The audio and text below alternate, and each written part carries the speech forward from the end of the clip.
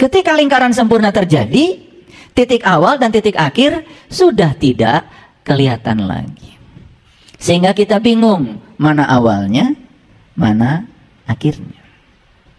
Jadi kalau di Quran Allah mengatakan wal awalu wal akhiru, dia yang awal, dia yang akhir, bukan berarti dia berawal dan berakhir. Hati-hati memahaminya. Justru ketika awal dan akhir bertemu secara sempurna, maka hasilnya menjadi tidak berawal dan tidak berakhir. Makanya rumus lingkaran kan bagus sekali. Kalau saya jelaskan secara kalkulus di sini, nggak cukup waktu. Kalau di depan kelas, saya buktikan sama mahasiswa. Bagaimana cara menentukan luas lingkaran? Pakai kalkulus, pakai integral, pakai diferensial. Gampang itu. Ya. Kita mengambil aja elemen kecil dari lingkaran itu. Kalau elemen kecil itu jumlahnya tak berhingga, kemudian kita jumlahkan secara kontinu pakai ilmu kalkulus. Pernah dengar kalkulus kan? Itulah pentingnya belajar sains, belajar matematik. Supaya kita ini mengerti semuanya. Jangan cuma asal bicara. Makanya banyak sekali yang pengetahuannya sempit, tetapi sudah mulai menjas pihak lain. Seakan-akan dia yang paling tahu. Itu namanya kebodohan. Rumus luas lingkaran adalah 22/7. Kali jari-jari, kali jari-jari. Luar biasa. Tafsirannya sangat luas. 22 ini kalau dikaitkan dengan Quran, itu surat yang ke-22. Surat apa? Surat Al-Hajj. Haji itu bercerita tentang perjalanan spiritual menuju rumah Tuhan. Pergi ke Baitullah. Untuk apa kita pergi ke Baitullah? Bait itu rumah Allah, ya Allah. Baitullah artinya rumah Allah. Masa iya pergi ke rumah Allah tidak punya tujuan? Pergi ke rumah Allah tentu saja tujuannya cuma satu. Ingin bertemu yang punya rumah. Setuju? Kalian berkunjung ke rumah saya. Masa cuma ingin berkunjung ke rumahnya? Apa tidak mau ketemu gitu dengan yang punya rumah? Dan yang punya rumah jelas tidak akan menerima tamu di halaman. Pasti menerima tamunya di dalam rumah. Dan kalau kalian berkunjung ke rumah saya, masuk ke rumah saya, insya Allah air putih mah pasti dapat. Yang suka kopi, ya kopi pasti dapat. Ya pasti disuguhin lah. Masa iya tamu datang nggak dimuliakan? Paham? Tapi banyak orang yang puas pergi ke rumah Allah, cuman keliling di luar saja. Tapi ngakunya duyufullah, ngakunya tamu Allah. Padahal baru keluyuran di luarnya saja, masuk saja belum. Tapi setelah itu merasa diri paling segalanya. Karena sudah punya gelar. Yang laki-laki punya gelar haji, yang perempuan punya gelar hajah. Padahal masuk rumahnya saja belum. Baru muter-muter di luar. Bagus nggak itu? Ya bagus. Cuman kan lebih bagus lagi kalau kita bisa masuk. Tapi masuk ke rumah Allah yang buatan manusia, ya nggak dapat apa-apa. Dalamnya cuma kegelapan saja, itu buatan manusia kok. Tetapi kalau kita mau memasuki Baitullah yang asli buatan Allah, maka Allah jamin, waman dakhalahu kana aminan. Siapa yang bisa memasuki rumah itu aman. Itu diabadikan kata-kata itu dalam Quran surat Ali Imran. Inna awwala baitin wudi'a linnas lalladzi bibakata mubarakah. Fihi ayatum bayyinah maqamu Ibrahim wa man dakhalahu kana aminan. Walillahi 'alan nas hijjul bait man istata'a ilaihi sabila. Jadi berkunjung ke rumah Tuhan yang buatan Tuhan itu hukumnya mutlak, wajib. Kalau ingin selamat. Dan itu kewajiban bagi setiap nas. Makanya perintah haji itu untuk seluruh manusia sebetulnya. Walillahi 'alan nas hijjul bait. Tapi yang syariat, yang punya uang pun belum tentu bisa pergi. Karena kuotanya terbatas. Apalagi yang berbeda keyakinan. Jelas, tidak mungkin keluar visanya. Jadi yang syariat banyak sekali batasan-batasannya, tapi yang hakikat tidak ada batas. Siapapun yang mau berkunjung ke rumah Tuhan, ya silakan. Karena Tuhan sendiri yang mengatakan, langit dan bumi tidak akan cukup menampung zatku, tapi kalbunya orang yang beriman, itulah rumahku. Jadi rumah ada dua, ada yang buatan Allah, ada yang buatan manusia. Yang buatan manusia disebut rumah syariat, yang buatan Allah disebut rumah hakikat. Mana yang bagus? Rumah syariat atau hakikat? Dua-duanya bagus. Karena di rumah yang syariat sana ada simbol-simbol yang dapat kita baca untuk perjalanan menuju rumah hakikat. Makanya kalian sudah pergi ke sana belum selesai, baca semua. Kenapa tawafnya 7? Kenapa sa'inya 7? Kenapa melempar batunya 7? Kan gitu, dibaca semua. Kok 7 bukan 8? Baca. Kenapa bentuknya lingkaran tadi? Baca. Karena tadi rumus lingkaran 22/7 kali jari-jari kali jari-jari. Dua-dua itu tafsirannya banyak. Dua-dua juga bisa jadi 4. 4 itu adalah ilmu yang paling lengkap. Disebutnya saraba 4. Ilmu ada 4. Syariat, tharikat, hakikat, marifat 4. Sahabat Rasul yang utama ada 4. Abu Bakar, Umar, Utsman, Ali 4. Yang harus kita kenal dari Allah ada 4. Asmanya, sifatnya, afalnya, wajibul wujudnya. Unsur pembangun manusia ada 4. Tanah, air, api, udara. Yang membuat kita pintar juga ada 4. Pendengaran, penglihatan, pernapasan, pembicaraan. Sifat Rasul juga ada 4. Sidik, amanah, fatonah, balago. Ini yang disebut ilmu saraba 4. Jadi dua-dua itu tafsirannya banyak. Bisa juga dua-dua itu mencerminkan Quran surat Al-Hajj. Tapi yang luar biasa, dua-dua itu kok jadi luar biasa. 22/7. 7 juga tafsirannya banyak. 7 lapis langit, 7 lapis bumi, 7 kali tawaf, 7 kali sa'i, 7 batu melempar jumroh. Banyak di balik angka 7. Bahkan surah Al-Fatihah sebagai pembuka Quran pun 7 ayat. Tahu ayat? Tahu ayat? Ayat itu bahasa Arab artinya tanda. 7 tanda.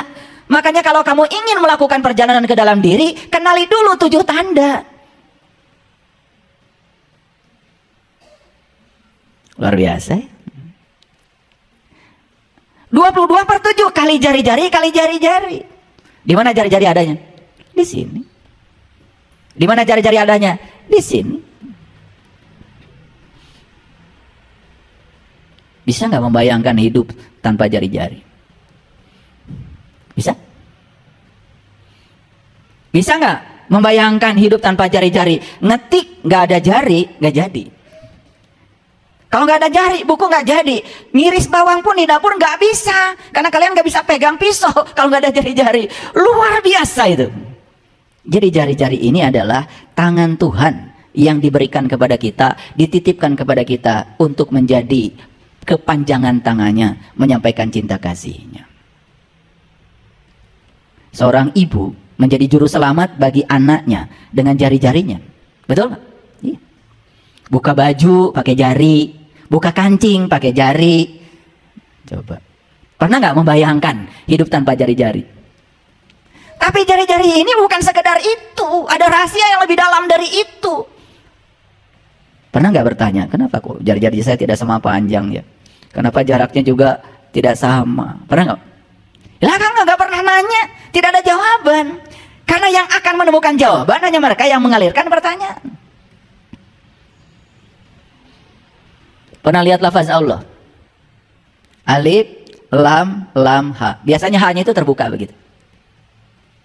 Sama nggak dengan ini? Sama nggak dengan ini? Ini alif, ini lam, ini ha. Luar biasa. Maka Allah bilang di Quran, Yadullah fawqa aydihim. Yadullah, tangan Allah sudah ada pada dirimu. Kalian memberi pakai tangan bukan? Kalian makan pakai tangan bukan? Subhanallah. Tidakkah cukup bahwa sebetulnya semua itu karena cinta kasihnya yang luar biasa? Kalau sudah tahu rahasia 22, rahasia 7, rahasia jari-jari, ketemu tuh mandalanya. Begitu ketemu mandalanya, akan ketemu satu kesadaran. Oh, ternyata diri saya ini tidak pernah mati. Jadi saya abadi, seabadi ilahi, tidak berawal, tidak berakhir. Ini baru belajar matematika lingkaran saja. Udah keren. Dan semua yang bentuknya lingkaran, dinamis. Ban bentuknya lingkaran. Karena bentuknya lingkaran, dia bisa mengantarkan kita kemanapun kita mau. Bayangkan kalau ban bentuknya kotak. Makanya kotak selalu lambang statika. Kotak itu selalu lambang kemunduran. Dan banyak sekali orang yang senang mengkotak-kotakan dirinya. Mau mendoakan orang saja dilihat dulu, dia ikut kotak kita apa tidak. Leluhur kita mendoakan orang, mendoakan makhluk itu luar biasa doanya. Rahayu Sagung Dumadi, luar biasa. Itu doa yang sangat simpel, tetapi itu sangat universal. Semoga seluruh makhluk hidup, baik yang kelihatan maupun yang tidak kelihatan, di setiap ruang dan waktu, di semua tingkatan, hidup berbahagia. Keren gak itu doa? Keren itu doa? Itu doa orang yang berkesadaran, sudah mencapai lingkaran, sudah mencapai mandala. Lihat orang-orang yang tidak berkesadaran, mendoakan manusia saja dilihat dulu, bajunya apa, kotaknya apa. Makanya kotak itu lihat. Kalau ada kotak, ada pusatnya, jarak dari pusat ke pinggiran kotak tidak sama, tidak konsisten. Tapi lingkaran, jarak dari pusat ke pinggirannya selalu sama, konsisten. Makanya konsisten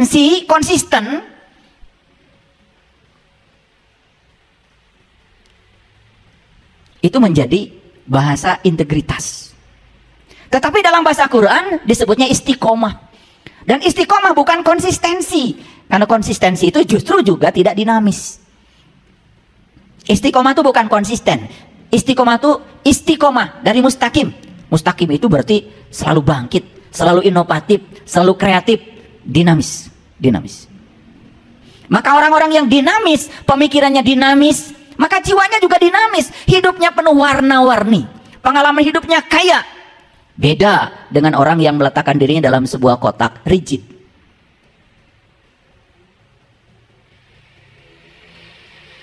Hebat ya? Ini baru belajar matematika lingkaran dan kotak aja bisa 10 SKS ini. Tapi ini bukan topik kita hari ini. Ini cuma warming up aja supaya pikiran kita mulai terbuka. Saya pesannya cuma satu. Berhenti mengkotak-kotakan diri. Makanya saya terus terang ya, kurang setuju dengan seragam. Oleh karena itu ngaji di sini gak usah pakai seragam. Seperti inilah warna-warni. Karena ini melambangkan kehidupan, melambangkan perbedaan. Perbedaan itu fitrah. Wajah kita berbeda, tidak ada yang sama. Karakter kita berbeda. Justru karena berbeda, maka Allah mengatakan, aku ciptakan kalian berbangsa-bangsa, bersuku-suku, lita'arofu, supaya saling mengenal. Persatuan hanya dibutuhkan ketika ada perbedaan. Oleh karena itu jangan pengen sama. Karena tugas kita di kelahiran ini tidak menjadi siapapun, kecuali menjadi diri sendiri. Coba-coba. Begitu kalian ingin jadi orang lain, pasti menderita. Begitu kalian bandingkan diri kalian dengan siapapun, pasti menderita. Maka saya mengajarkan ilmu untuk bahagia, namanya 7 jangan. 1, jangan suka menyesali keadaan. Karena menyesali keadaan biasanya menyalahkan pihak lain. Yang kedua, jangan suka memikirkan sesuatu yang tidak bisa diubah, terutama masa lalu.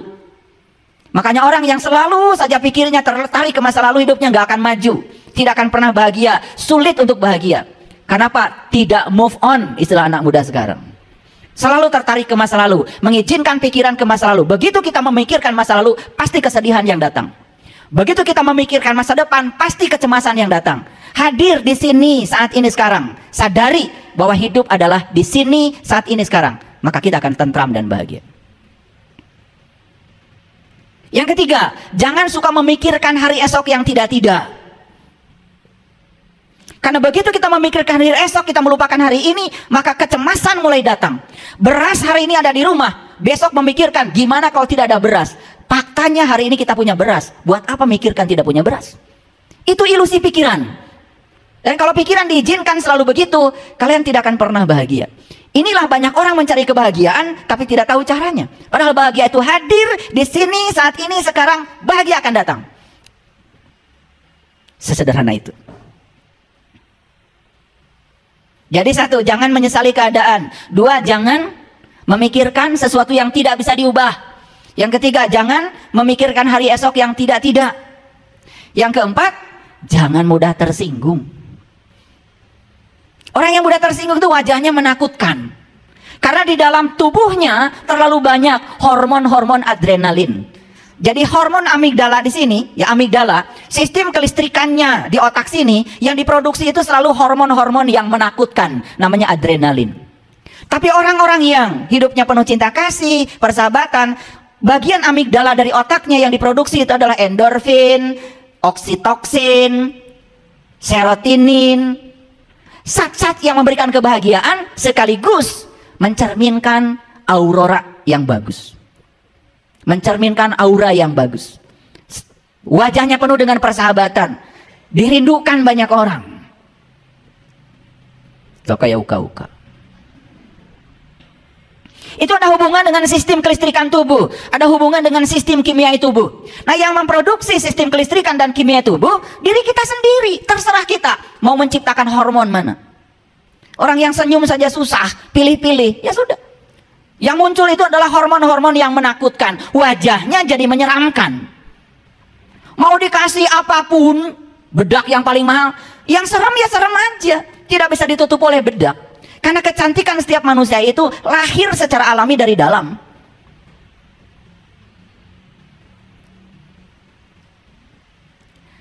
Yang kelima, jangan iri hati. Maka di Quran dikatakan, wa min syarri hasidin idza hasad. Hasad itu adalah penyakit, biangnya segala penyakit ruh, biangnya segala penyakit jiwa. Makanya orang yang hasad tidak akan pernah jadi manusia. Lihat, Quran surat Al-Falaq itu adalah sarana untuk menjadi Quran surat An-Nas. Kalau kita masih punya hasad di sini, kita tidak akan bisa mencapai kul a'udzu birabbinas, nggak akan masuk ke dalam dimensi manusia. Masih banyak, mengerikan. Kelihatan oleh saya.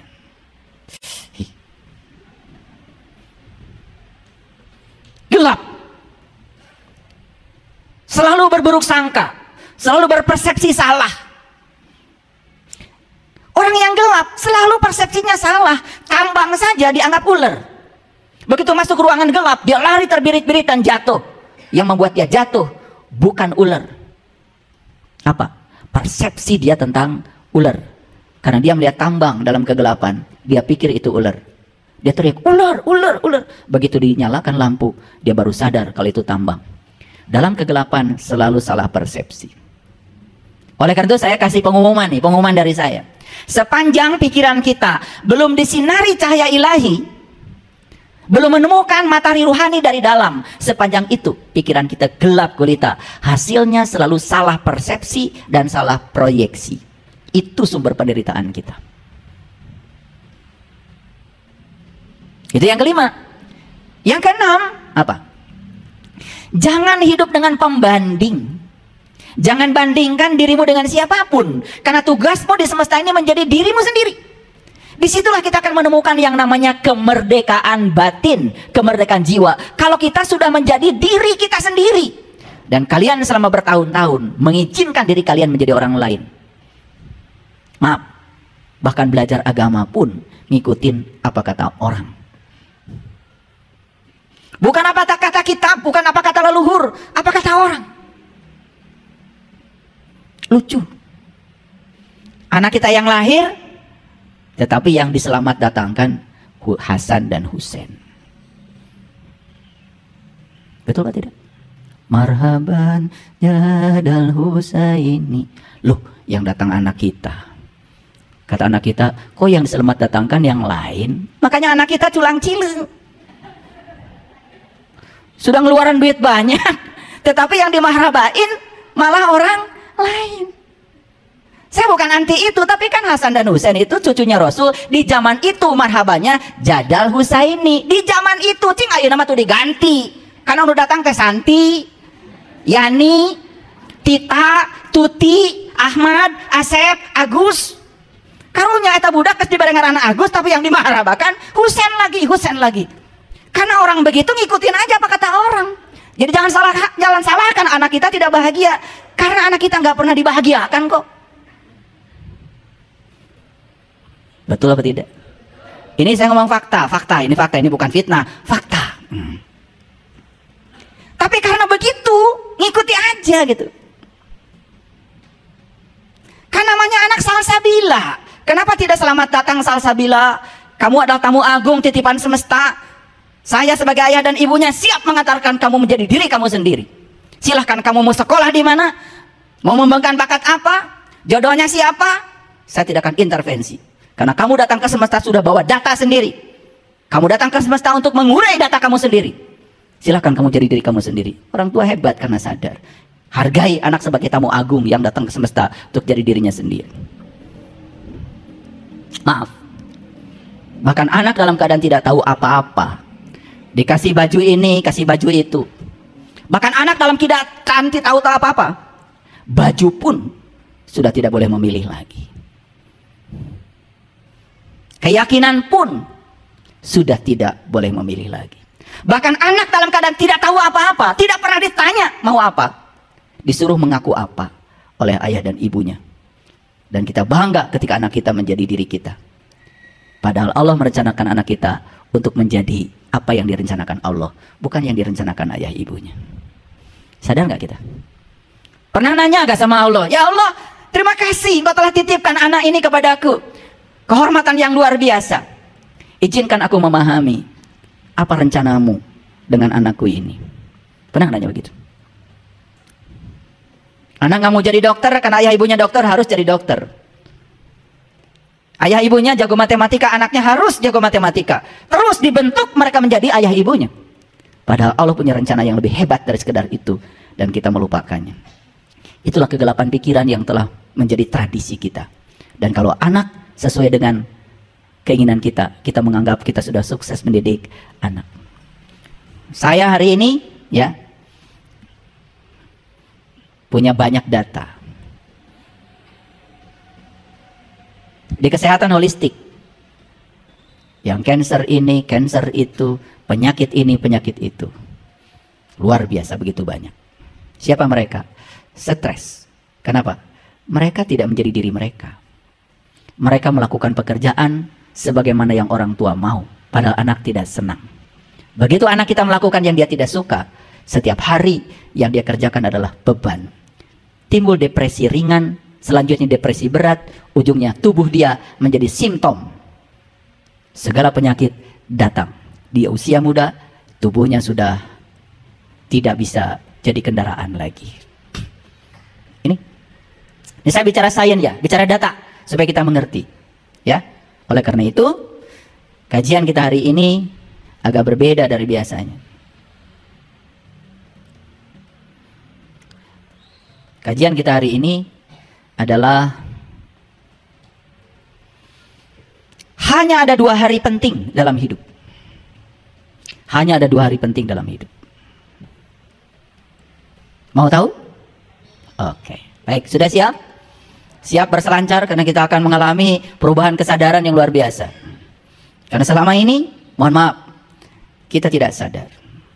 Kita sibuk mengikuti kebanyakan orang, dan orang yang kita ikutin pun orang-orang yang sama-sama nggak sadarnya dengan kita. Menghabiskan seluruh waktu dari pagi sampai sore hanya sibuk dalam keadaan tidak sadar.